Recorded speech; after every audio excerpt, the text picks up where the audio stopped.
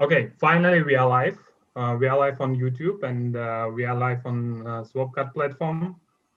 So I'm happy to introduce our next session, Privacy and Cybersecurity track, co-hosted by Privacy Rules. And I'm happy to introduce the moderator of this session, Podrick Walsh, who is a partner of Tani David based in Hong Kong. So Podrick, your turn. Thank you kindly. And if I could immediately hand over to Andrea from Privacy Rules, who would like to say a few words about Privacy Rules, as this is the supporting organization for this panel. Andrea. Thank you. Thank you, Podrick, and thank you, Ivan. My name is Andrea Chmielinski Biggazi, and I have the pleasure of being the coordinator of Privacy Rules, which is a global alliance of data protection, legal, and tech experts all over the world. We are now present in 52 jurisdictions already, and we are now growing more and more. So we invite everyone who is there to visit our website, privacyrules.com, follow our social media, and even subscribe to our newsletter to find out more on who we are and what we do. To make an example about our activities in Asia in particular, since this day is dedicated to the Asian markets, on the 3rd of December, we are going to have a meeting where we will discuss about data protection and cybersecurity for the Japanese and Asian markets. Special thanks definitely go to Ivan and to the UVECON colleagues and organizers of the Digital Week Online. It was thanks to Podrick that we met back in May.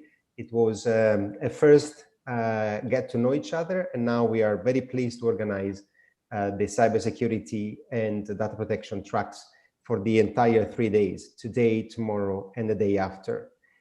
Today we are going to discuss about design thinking, privacy from start to finish in the corporate life cycle, a very important topic, especially in this moment when everyone migrates into the digital sphere for obvious reasons, unfortunately, for the pandemic, and we express our sympathy to all of those who are suffering for this tremendous virus.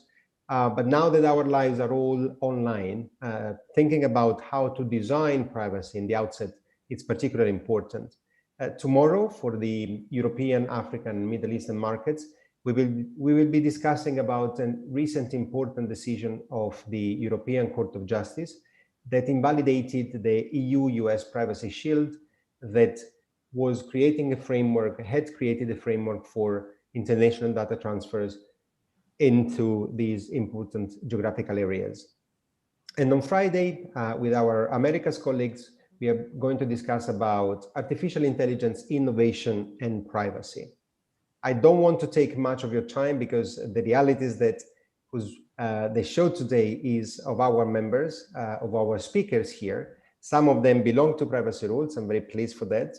And others are experts that we have gathered in this panel to address you on this very important topic.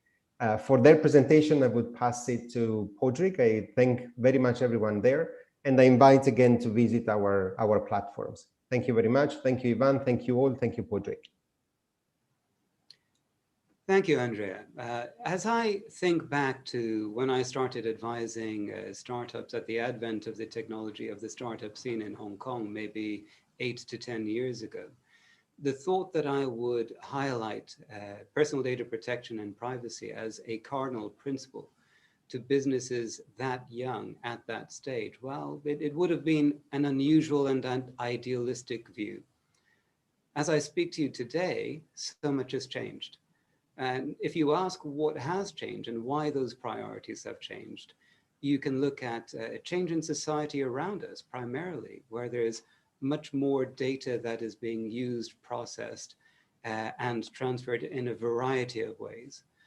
Much more concern at an individual level and at an ethical level in respect of how that data is handled. And of course, law and regulation has changed, prominently with GDPR and other national laws around the world. So now the idea of thinking about privacy and designing your technology with privacy in mind from the outset, it is a core and cardinal principle. And gathered here today in this session is an exceptional panel from all quarters of Asia, that is going to explore this topic and give guidance as to why that should be and how you can implement that.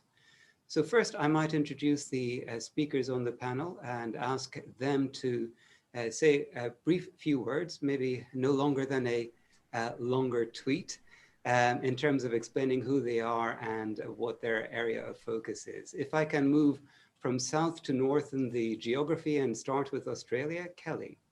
Thank you very much. Hello, everybody. I'm pleased to be here today. My name is Kelly Dickson, and I'm one of the principal lawyers in the commercial team at McPherson Kelly Lawyers. We're a full-service commercial law firm, and our offices are along the east coast of Australia. And the work that I do spans basically all of the things that businesses need once they set up and have a business or a product or a service that they're trying to sell. So my practice is everything to do with the privacy compliance and the other regulatory regimes that apply, through to how you do your marketing and your advertising, your terms and conditions, and then also what to do when things go wrong. And moving to Singapore, Ying. Hi everyone, I'm Ying. I run the Singapore office of Taylor Winters Buyer. I personally am a technology and IP lawyer, and we advise startups, growth companies, and MNCs on the different growths and also in the tech adoption. So in that process, we come across a lot of privacy issues, and it will be my pleasure to share those experiences with you today. And to my hometown, Jason. Hi, thank you very much for the opportunity to speak today. My name is Jason Lau. I'm the Chief Information Security Officer at a company called Crypto.com. It's a fintech organization. We have over 3 to 4 million customers worldwide. And I look forward to sharing different cases, different situations on how we've been addressing cybersecurity and data privacy. Thank you. And Kohei, how are things in Japan? Yeah, thank you for inviting me this year. My name is Kohei. I'm a founder of Privacy by Design Lab. We are not-for-profit organizations to spread in privacy talk into the market and societies. The Japanese government will envision the 2022 will start the new Privacy Act. We will prepare for the next level of data privacy society with working together with many stakeholders at this moment. And briefly about myself, my name is Walsh, and I'm a partner in the corporate commercial team at Tanner DeWitt, which is an independent Hong Kong law firm. A core area of my practice is personal data privacy and guiding people on accountability and implementation of proper policies and procedures.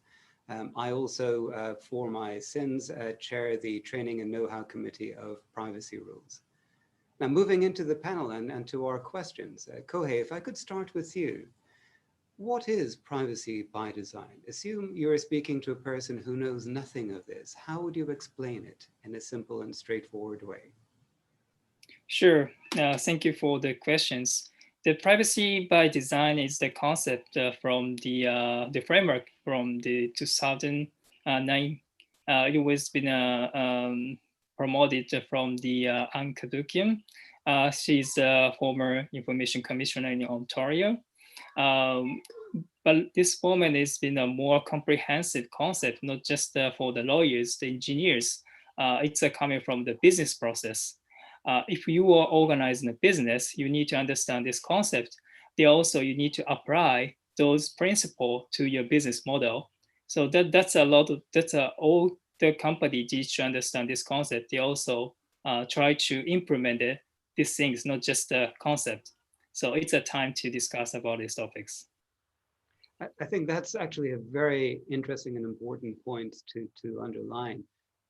As Kelly, Ying, and I could attest to, we could write very, very nice policies and procedures and, you know, be in fine English text and all of that. But it matters for now if, in terms of the implementation within the business, there isn't a business understanding of that. And then privacy by design is really focused on processes and business implementation. It's something that lawyers might understand and appreciate, but it's really what businesses do and implement that's most important.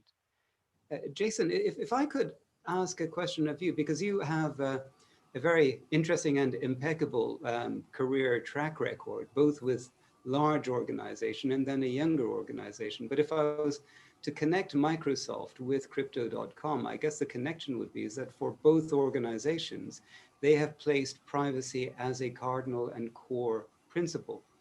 Now, do you see that as an accident, or is there a connection between, particularly for technology-focused businesses, something that arises that helps to foster success, where you encourage and instill privacy by design principles from the outset? Sure. So absolutely. I think that's well said. I think especially for tech-focused companies, data is actually very heavily used for decision-making purposes, whether it's using the big data to funnel your customers to the right area or for marketing or whatnot. From the security perspective, data is also used to help safeguard not just the internal organization, but also the clients as well. But I see that it's very important to understand that data ethics is actually much more critical and much more important than just actually safeguarding the data. It's about how we actually treat the customers, how we actually treat the data.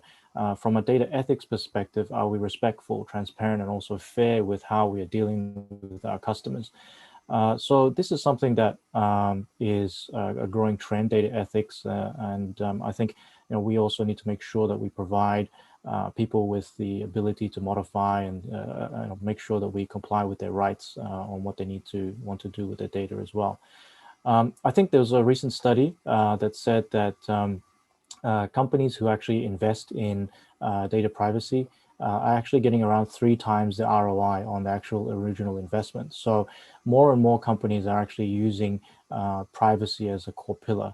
So in the company that I'm in at the moment, in the fintech space especially, many of the regulations around the world are still in the process of being developed. So during this frictional time and growth period, the only way that we can actually get more adoption of customers is really to build that trust. So if we are building that trust, then privacy and security are actually core pillars that can be really helpful for us to build that traction with the customer. So definitely not by accident, it's by design. And you see that at Microsoft as one of the first companies to really drive a significant amount of data privacy and GDPR initiatives. And also I brought that same type of methodology to where I am at Crypto.com.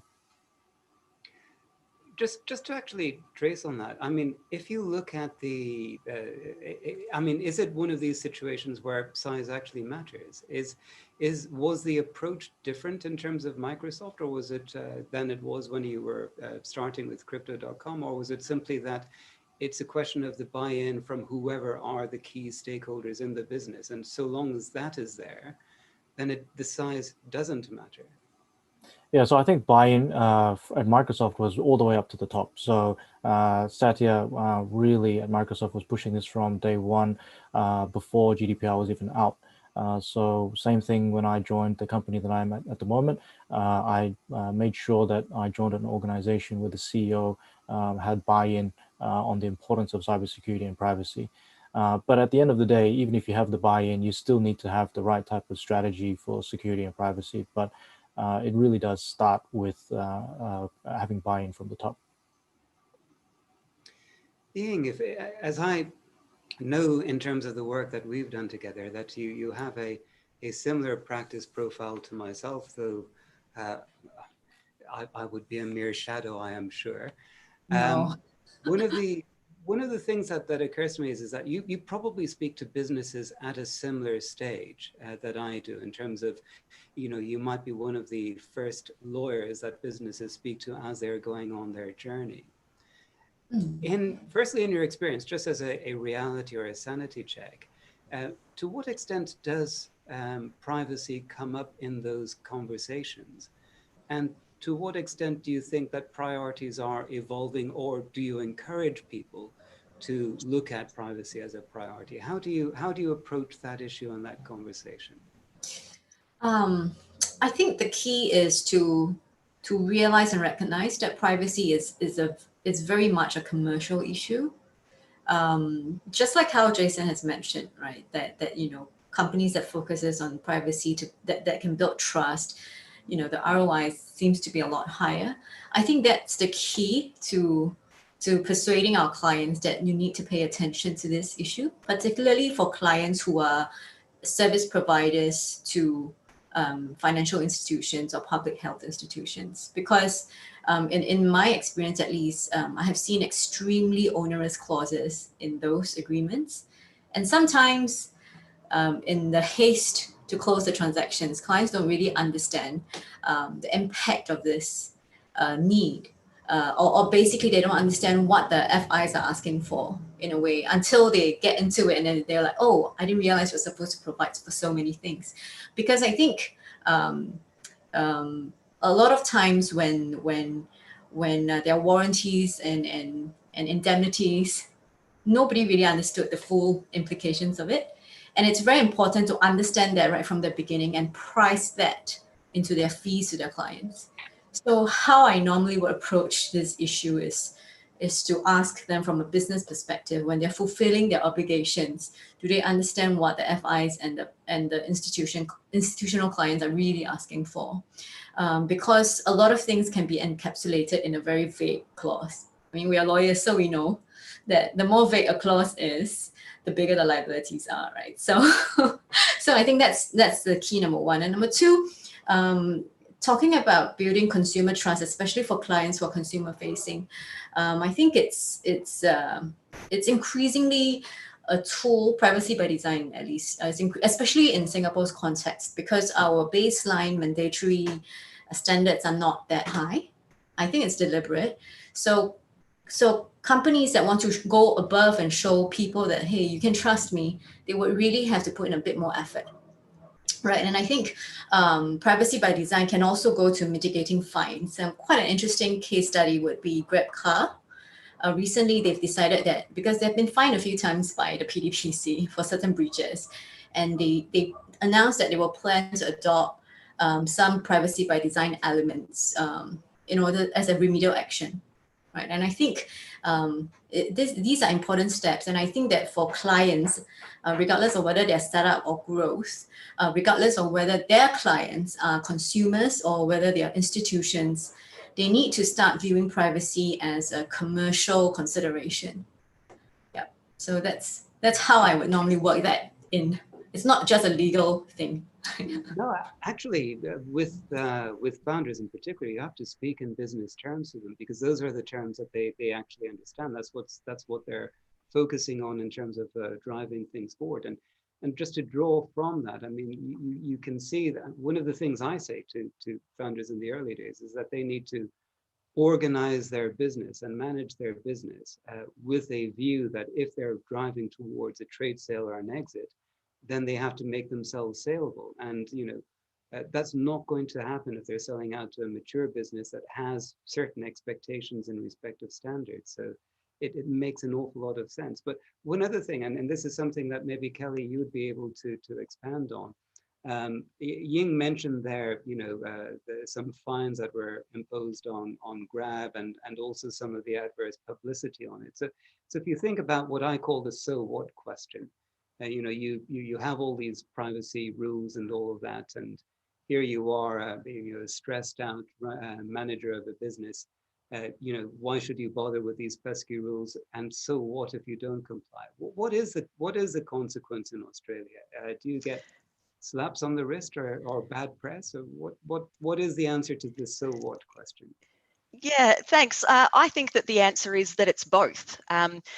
We have here in Australia certainly some existing legal consequences that come out of not complying.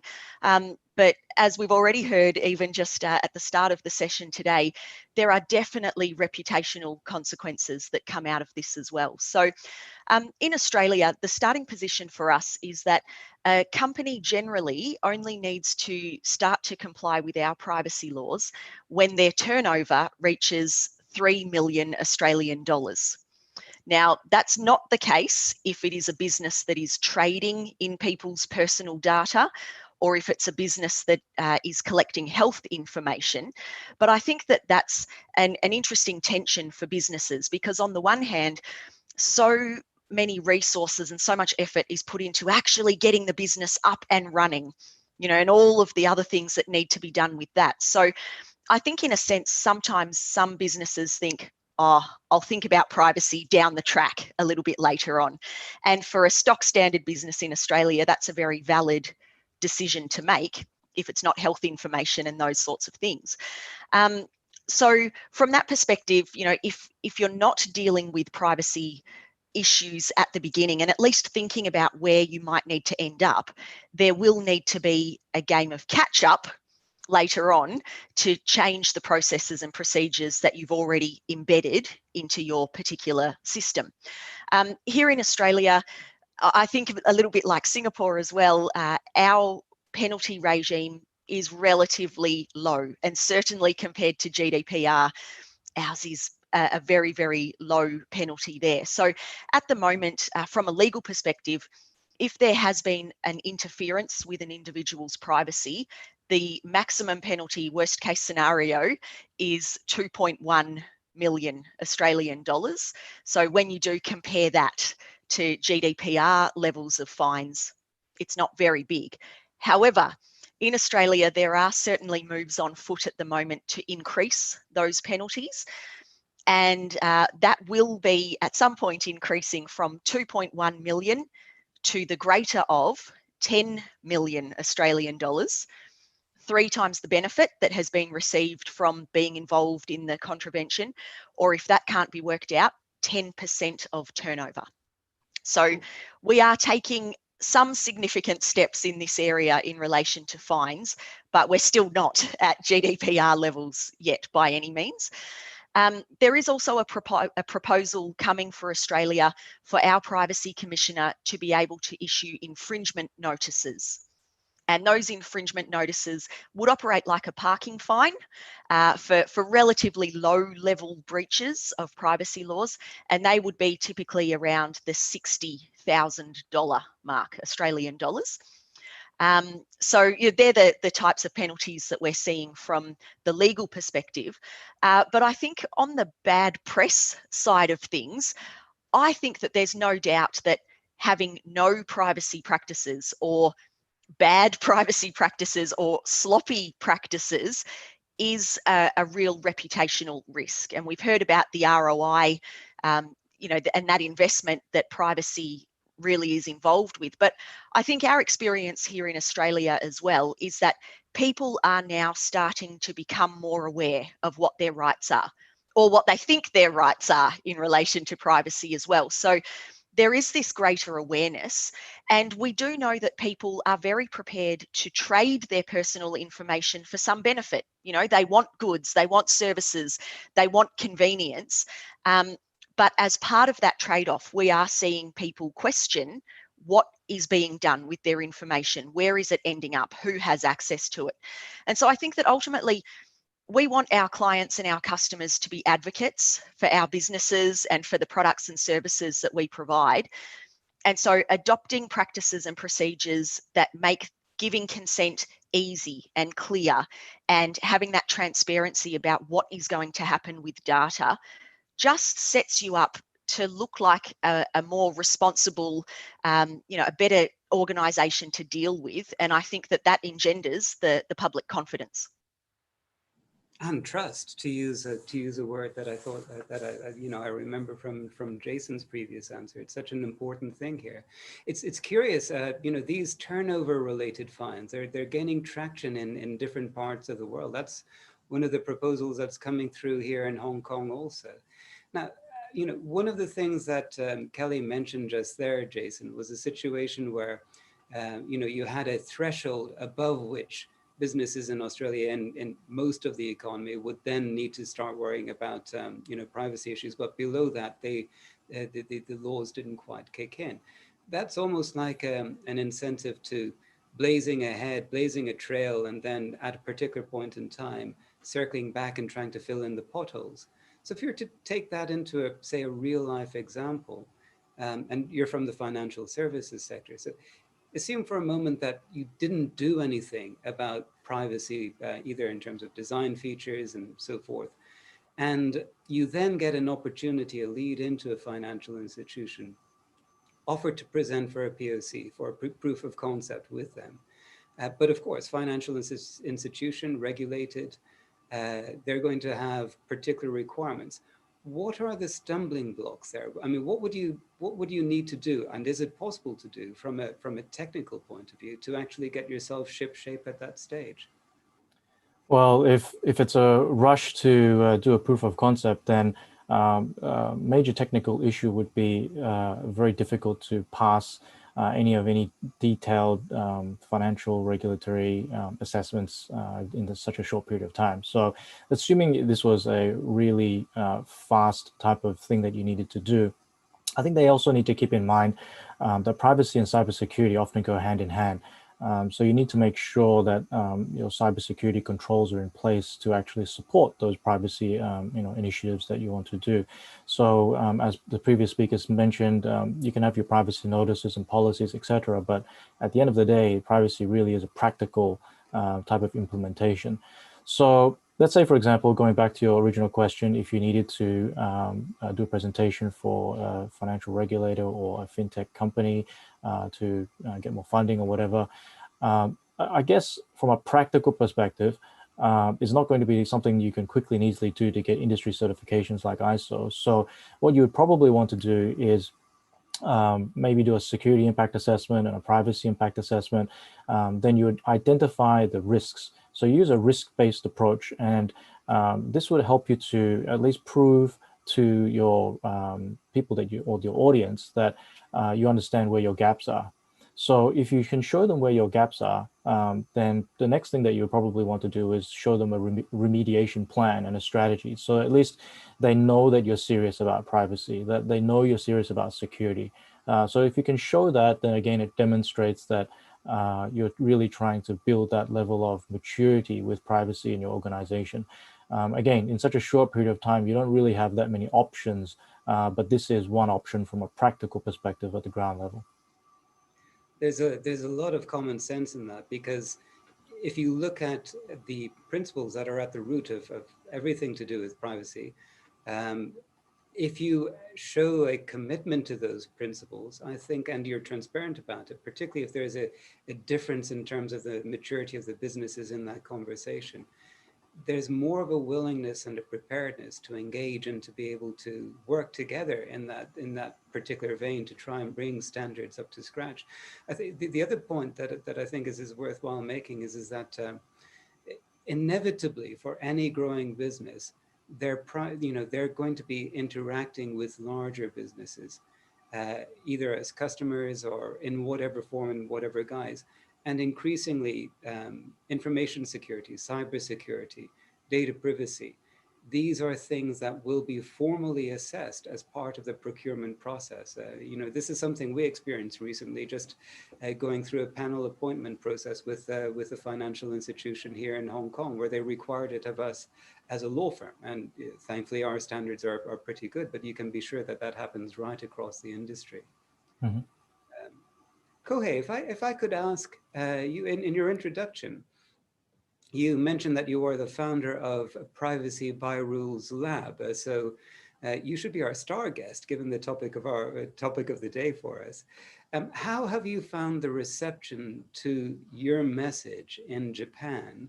And what is it? What is the kind of work that you do within Privacy by Design Lab? Sure, we are not for-profit organization. It's just a kind of the intermediate in between the private and government societies, which is the very primary roles to lead this discussion among the societies, because not all the companies, the individual is free understood the same consensus regarding the privacy. So this is a very challenging situation for us. What the privacy for all of us to start a new business. So our role is basically to promote those discussions to the communities who engage with each other. So this is the primary focus. And to lead these topics, we try to discuss with the corporate internal team, because privacy is no longer the issues of external access, because some data abusement, data breach is coming from corporate operations. We need to transform these things to put the specific SCAL ideas, SCAL decisions. So that's why that we're working on these parts, not just from the individual, from the enterprise starts. Japanese culturally, we think the privacy is not the basic rights for us, because we tend to see the privacy infringement is the one of our great topics. A lot of the people is worried about the privacy infringement. In this case, where is it coming from? This is a very important topics to bring the discussion for them. So that's why we are teaching the corporate to learn the unintentional consequences once any deals that happens, the privacy breach, the privacy wrong operations. So this is the basic process at this moment. And it's interesting again that here what you've mentioned is that it's a direct engagement with corporates to not only introduce the concepts, but to help them in respect of implementation. And that's a nice segue for a question for you, Jason, that when you speak about, when a person speaks about privacy by design in general, it sounds something that's a bit, woolly, a bit fuzzy around the edges. In reality, it's not intended to be that. I think it's as you mentioned before, it's something that is intended for business and to be executed and implemented in business. What does that look like? I mean, how does that break down in terms of what you would do inside a corporation? So there are these terms in industry. So privacy by design in the privacy world, in the cybersecurity world, we've got one called the zero trust model. So it's kind of like something that we all aspire to achieve as a team, as a security company or a privacy team, but it's not always easy to implement. So you need firstly buy-in, you need the right people, you need the right strategy, and from a hands-on perspective, you really need to implement a privacy program. And the way to start with a privacy program is really having a privacy information management system, otherwise known as a PIMS. And this is really the cornerstone of the new ISO 27701 certification. Now, this will really help you with your policies and procedures, etc. But I think from a practical perspective, if you start with some framework, then that cascades down from the top down to the working level. But with all of these programs that you can try, there's many different certifications that you can look to. The key thing is really looking at it from a risk-based approach. So if you use a risk-based approach for your cybersecurity and your privacy projects, that will allow you to prioritize which privacy projects you should actually work on. And some of these projects, from a technical perspective, really need to be embedded really from day one. So from a product development perspective, if your software development lifecycle doesn't have privacy built into it, then you're just not going to be able to just bolt it on at the end. So we always use that. It's almost like a cliche, you want to bake it in at the beginning and not bolt it on at the end. So using that same analogy in the security field, it's the same in the privacy field. So we want to make sure that from day one, we understand what the privacy risks are. And then throughout the process of development, you do necessary road checks and just check to make sure that everything is in accordance with the original plan, and also to make sure that the privacy principles are being followed throughout the process. Easier said than done. Yes, I could just imagine. But I guess one of the things that actually requires then is that the people who are managing the development team, they need to know that that's part of the script.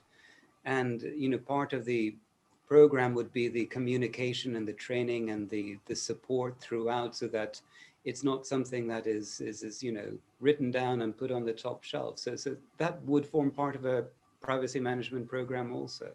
Yes, that's correct. So within the privacy information system, you would probably want to assign some people in different teams to be privacy champions. So these people should know the basic principles of privacy. But then on a development perspective, this is when they need to be working very closely with the privacy team as well. So at least they understand, what is PII data? Is data actually being masked, or is it not being masked? Is data actually encrypted in transit and at rest? So these are the basic things. Again, security needs to be supporting the privacy objectives as well.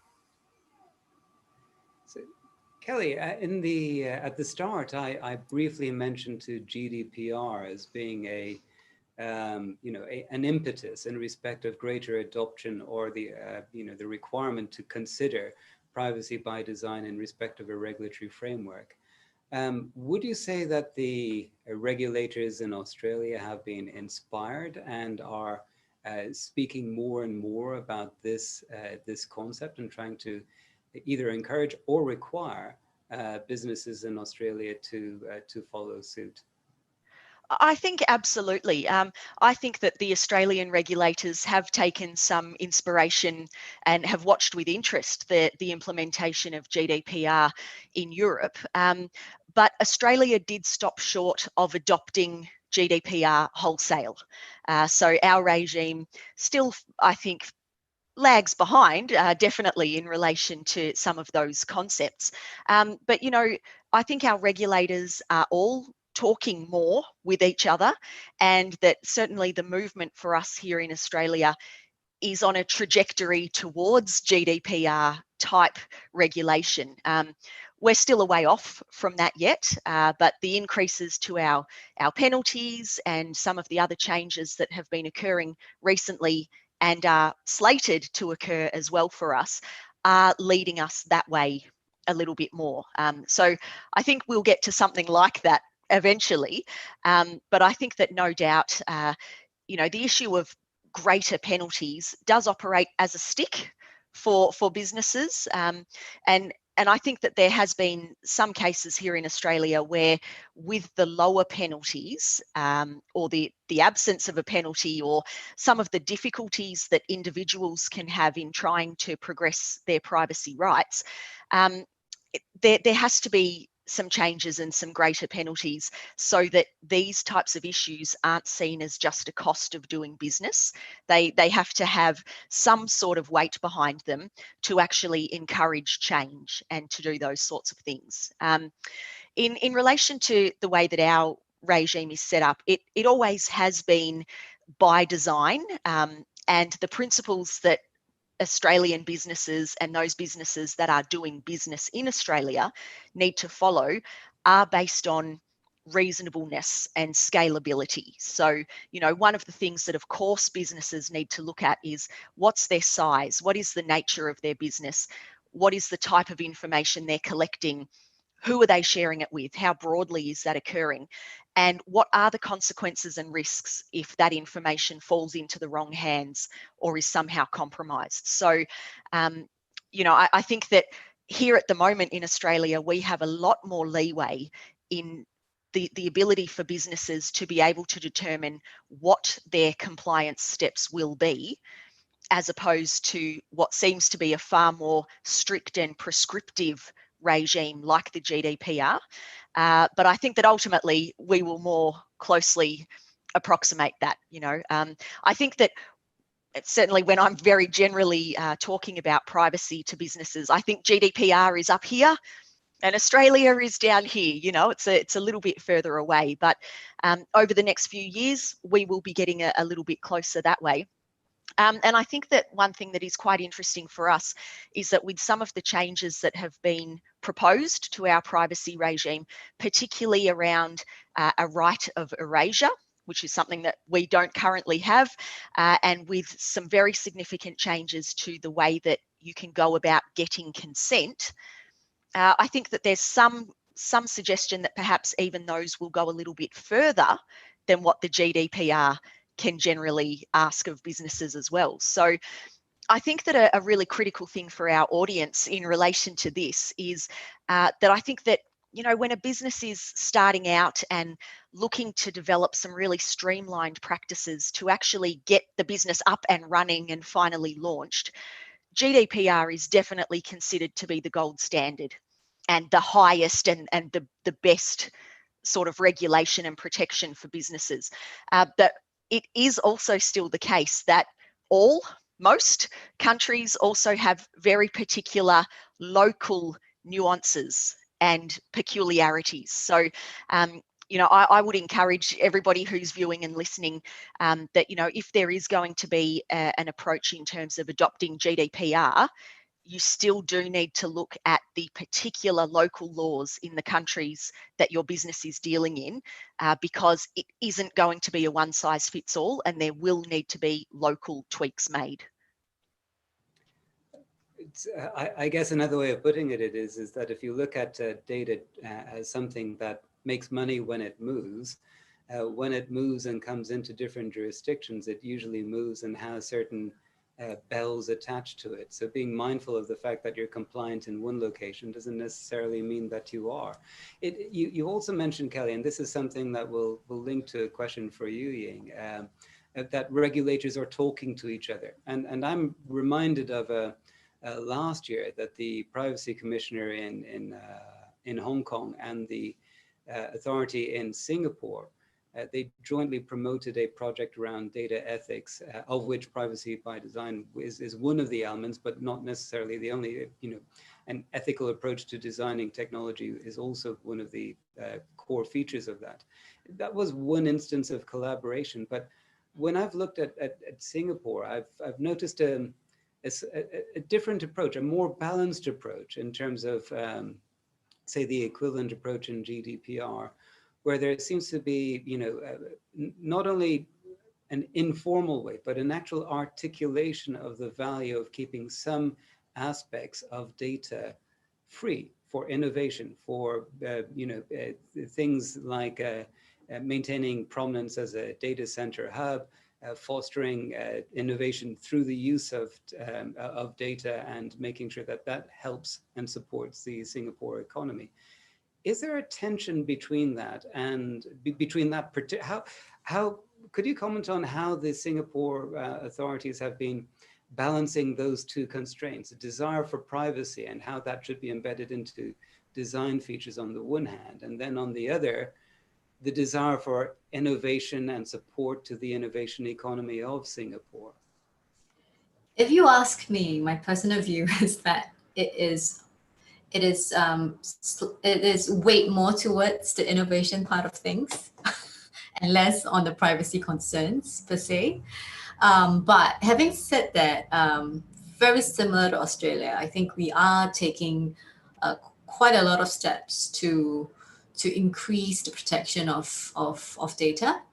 We are still very, very far behind from GDPR, but in our conversations with the Commission, it is a deliberate decision, I think, to keep the mandatory standards low, because it applies to every single company from a one-man show company to a multinational company. So the standards, the mandatory standards, I think, are kept deliberately low. But there is a lot of encouragement for companies to take on more. They have introduced this thing called the Data Protection Trust Mark in Singapore. And it's a voluntary enterprise-wide certification. And one of the checklist question is privacy by design, whether your company has adopted privacy by design, etc. So it's a lot of soft measures to encourage businesses to adopt pro-privacy elements in their business. And one of the deepest impression I had in the various roundtables we've had with the Commission is always the whole ability to mitigate any breach, right? If you can show that you have thought about privacy, that you have implemented measures.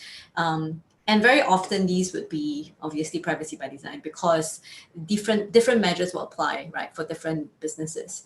So I think it is still quite a soft approach. It's still pro-business. The PDPC does not want to impose standards that are too onerous for businesses. But at the same time, we have also, right now, our maximum fine is $1 million, right? But in the new legislation, it's going to be, for companies that earn more than 10 mil, it's going to be 10% of the gross revenue. And so I think it's deliberate, right? Back to what we were talking about just now.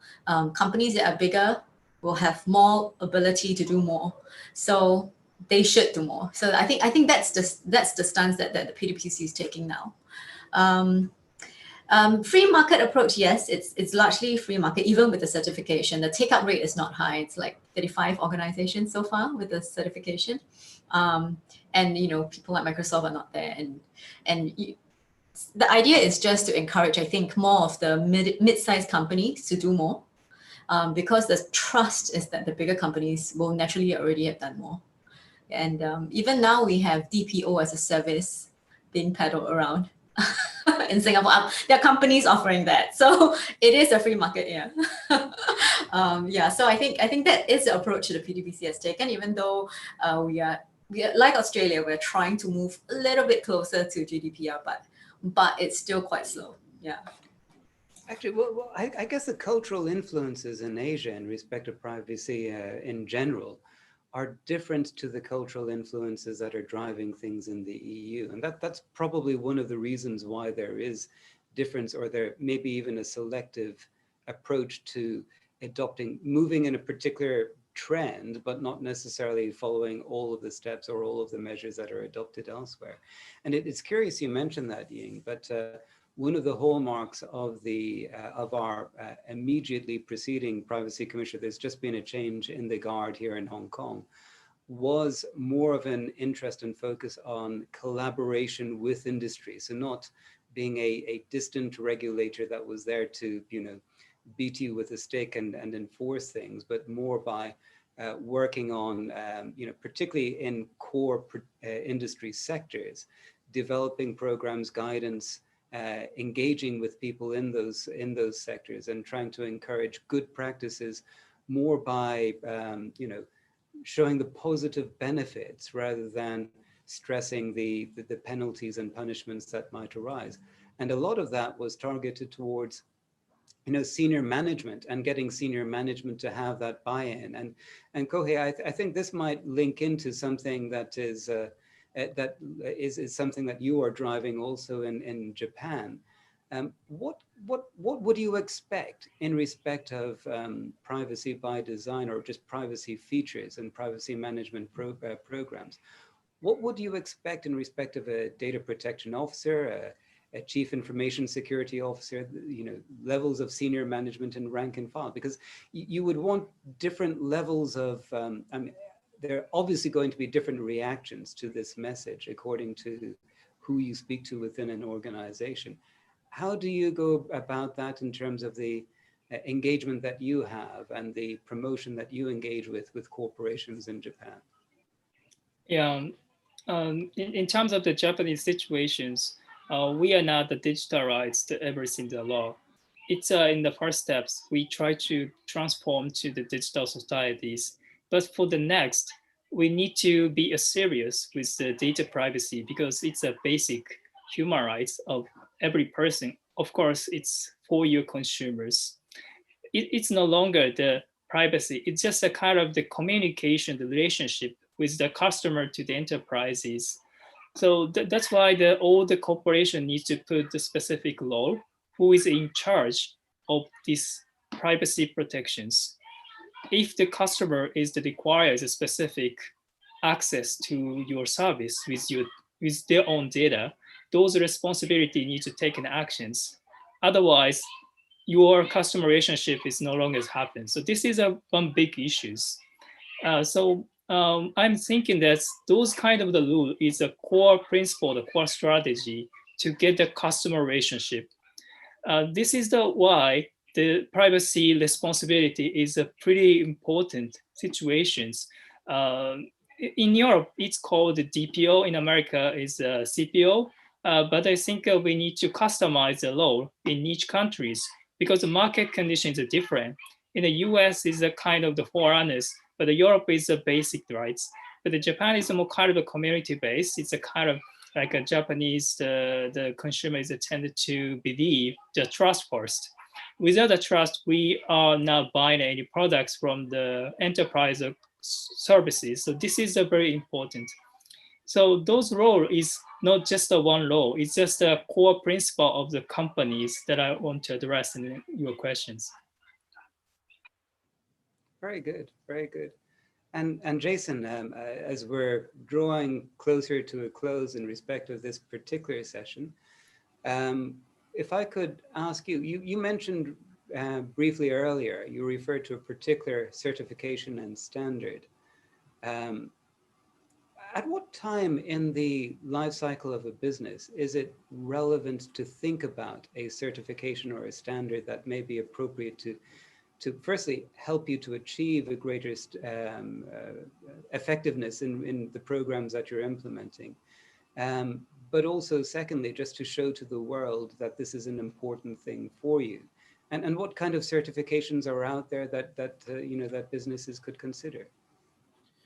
Sure. So there are quite a lot of certifications, but I guess going back to your first question, when should you start? Ideally, you should start as early as possible. But even if when I was talking a little bit earlier about the ISO 27701 certification, this is the latest privacy certification that's actually come out last year, at the end of last year. So it's still relatively new, but it's actually an extension of the information security certification, which is the ISO 27001 certification. Now that's been around for quite some time. So information security has been very much focused on you know, your policies, procedures, etc. And then you define your own scope for the actual audit. Third party will come in and do the audit. So you actually need to have this information security certification before you can actually go get your ISO 27701 certification. So I'm actually one of the lead auditors for this new certification. So I've seen this in action and also helped to implement it in the current company that I'm in. And the extension for privacy, again, really focuses on the privacy information management system. And it also focuses on a continuous process. So it's not a one kind of point in time type of audit. It's a continuous audit. So the next year you need to show the auditor that you've remediated the process. Maybe this year you don't have your DPAs in place, or maybe that you haven't finished it. So then you need to address this within a certain period of time. So ISO standards are just one of the methods. And then also, if you're talking about specific regions, as was mentioned earlier, Singapore Trustmark. And if you go to the Singapore Trustmark website, you'll actually see that there's actually a mention there about the ISO standards that I just mentioned as well. If you went to the US, in the United States, you've got the NIST cybersecurity framework, which is about 5 or 6 years old now. It's very mature. And at the beginning of this year, in January, this is when they actually came up with the latest version of this, which is the NIST Privacy Framework 1.0. So it's, again, same, but different, because this one focuses on privacy maturity. So you may have your great policies and procedures in place and comply with ISO, but is your organization actually mature? Are you able to be repeating the type of different strategies that you have in place to pivot? Is your organization adaptive? So if you wanted to expand it to different regions, or there's a new challenge that comes in, are you able to pivot to address that consideration? So a perfect example of this is, if you were adaptive, then all of a sudden in the United States, click of the fingers, US Privacy Shield goes out the door. How do you actually address the adequacy type of requirements? So having these certifications is, again, helping you to build trust. But in addition to building trust, it's also making sure that you have your own housekeeping in place in regards to information security and privacy. And then these certifications will be able to be used on your website. Your third-party partners or auditors or regulators will look at this in high regard as well. I know that when we go through a procurement process in respect of taking on board service providers to us, who we may be providing data to, and you know, data that's contained within a law firm is very sensitive data. One of the things they always lead with in respect of their response to our questions are the industry certifications that they've obtained. It is a way of reassuring people that, you know, that you're dealing with regardless of anything else, just to know that they've taken the trouble to actually obtain that particular certification and maintained it. And because they are audited, they are vetted, there is a process, it's not a rubber stamp. It is something that reassures you in that diligence process, provides the trust that you've spoken about, Jason. Now, I'm mindful that I've asked a lot of questions over the past 45 minutes or so. And our good chairperson in privacy rules has been standing by, perhaps waiting to chime in. So if I could pass over to Andrea, if before we wrap up, if you had one question that you wanted to ask any one of the other panel members, please ask. Audrey, thank you very much. And before the time runs out, actually, I want to thank you all again because it's been fascinating.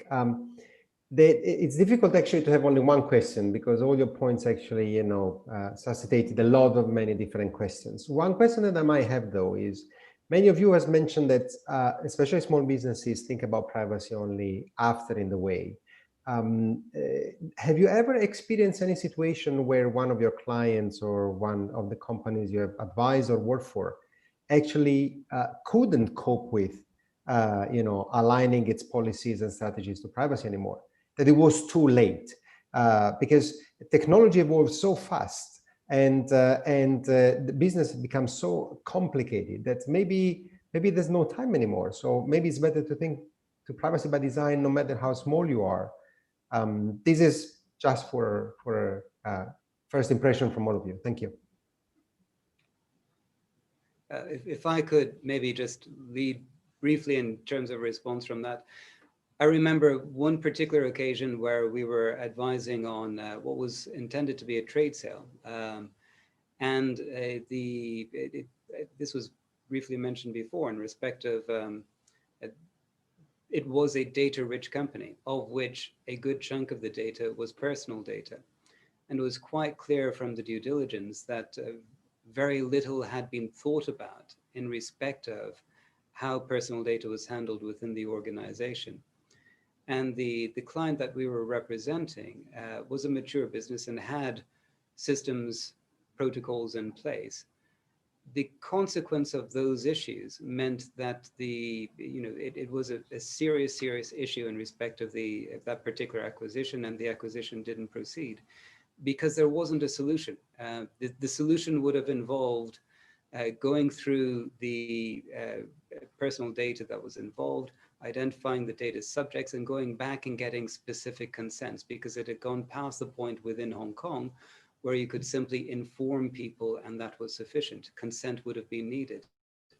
And that process was too uncertain for the acquirer to feel that they could proceed with the business. So it wasn't something that you could say necessarily impacted the business itself, but it impacted a trade sale of that business. And that would be one example of how not thinking about something in the early days, that was a fast growing tech business, impacted their particular outcomes and their path. But perhaps to others? I agree. We've had a couple of situations where we've acted for some businesses that have had non-existent or perhaps very loose privacy practices in the past. And as their business has grown and evolved and they've wanted to change some of the uses that they make of that data, they then come to us and say, this is what we want to do. And we say, oh, what was the consent that you had in place, or what was the notification that was given back at the beginning when you first got this information? And it's it's quite traumatic for some businesses that they've had this great idea, a really new innovative thing to do, but because of their previous conduct, they're now constrained from doing what they want to do. And it is sometimes a very difficult process, comes with bad reputational outcomes as well, if you have to try to go back and re-engineer what happened in the past for what you now want your future purpose to be. Yeah, I'd like to echo what Kelly said. There's always going to be cases where either the regulation changes too fast or there's new product and ideas that businesses need to survive at the end of the day. So especially if it's a small startup, they want to be able to try and use as much data as possible. So privacy often is considered an afterthought. sometimes they do it in a risk-based approach. So they will accept the fact that the amount of investment that they need to put into complying actually is going to be much more expensive than the actual fine that's going to be imposed. So if that's the case, I'll accept this risk. So if I accept this risk and I get fined, then so be it. What's the probability of it? So they look at it from a risk-based approach. That's one way. I guess the other big problem, I mean, we're all in the middle of it right now, wherever we are, is the whole issue with contact tracing apps. So with contact tracing apps with COVID, it's not as if they didn't want to think about privacy, but because of the urgency of the need for public health and putting out the application, maybe some countries or some applications may not have done a very deep due diligence on the security and privacy side, or consent, or considered these things because of the urgency of collecting the data to save lives. So there's always going to be cases for sure in the spectrum of businesses and organizations and government. If I was to draw that together, I think I like the idea that I think Andrea was leading us towards, which is that this particular idea, this concept, privacy by design, it's something that you can get right at the outset. And if you do, it opens up value and opportunity in the future. But if you don't, it can close down those possibilities and cause other problems. So the drive and the odd thing about it is it's not necessarily an overwhelmingly difficult thing to do. In fact, it could be quite a straightforward thing. It's just something you need to be aware of to build into the conversation of whatever processes you're putting in place from the outset. And to build on another theme that has come through, this is not some woolly, highfalutin concept. It's not something that necessarily lawyers do. It's something that is very practical. It's something that is procedural. It's something that you as a business person, as a business owner and a business manager will be able to inculcate within your business and organization. So thinking about it right at the outset, building these principles into the way that you operate, and growing from there it becomes a platform for the future of your business, and a platform that will build trust with the other relationships you have with customers, with suppliers, with any other stakeholder within the organization. This probably is the core message that we would want to come across from this panel. And maybe on that note, we will close out, and I will say thank you to all of the panelists. Thank you to Andrea and Privacy Rules for arranging this particular panel. And also thank you, Yvonne, and to the folks at Digital Week Online for giving this platform to us to be able to pass this message on. Thank you very much. Thank you, Paul. Thank you, Andrea. Thank you, everybody. Yeah, very interesting session. Thank you so much. And yeah, have a nice day ahead, and see Privacy Rules tomorrow for our European Day. Yeah, thank you.